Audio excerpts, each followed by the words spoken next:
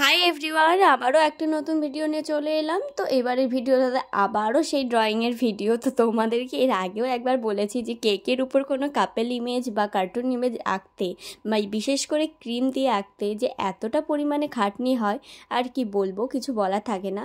কিন্তু কাস্টমারের চাহিদা তো মেটাতেই হবে, তাই না? তো কাস্টমার আমায় যেমন রেফারেন্স একটা ফটো পাঠিয়েছিল, আমি সেই রকমই করার চেষ্টা করেছিলাম, প্রত্যেকটা কালার কম্বিনেশান দিয়ে প্রত্যেকটা কিছু। তো কাস্টমার যেমন আমায় বলেছিল আমি কিন্তু সেম টু সেম করে দিয়েছি। তো সেই ফটোটা আমি লাস্টে তোমাদের সাথে অ্যাড করে দেবো।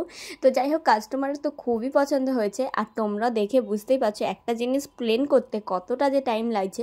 আর আমি বুঝতে পারিনি ক্যামেরাটাতে এতটা কিছু দেখা যাচ্ছে না, তাই জন্য না আমি কেটে কেটেই দিয়েছিলাম। তো যাই হোক, এতটা সময় নিয়ে এতটা ধৈর্য ধরে করার পর লাস্ট মুহূর্তে এসে কিন্তু একটা খোঁচা লেগে এতটা বিগড়ে যায় আর কি বলবো তোমাদেরকে। তখন এত কষ্ট লাগে আর কি বলবো।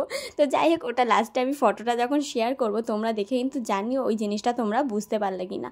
তারপর দেখো, আমাকে যেমন নেম লিখতে বলেছিল সেরকম নেম লিখে দিয়েছি, আর কিছু হার্ট বল দিয়ে দিয়েছি ওখানটা। আর দেখো, আমি তলাতে যেমন করেছিলাম তেমন দিয়ে আর কিছু স্প্রিঙ্কেল দিয়ে ডেকোরেশন কমপ্লিট করে ফেলেছিলাম। আর তোমরা দেখে কিন্তু অবশ্যই জানাও এই কেকটা তোমাদের কেমন লাগছে। আর হ্যাঁ, আমি এই রেফারেন্স ফটোটাও পাঠিয়ে দিচ্ছি, তার সঙ্গে কাস্টমারের রিভিউটাও শেয়ার করে দিচ্ছি।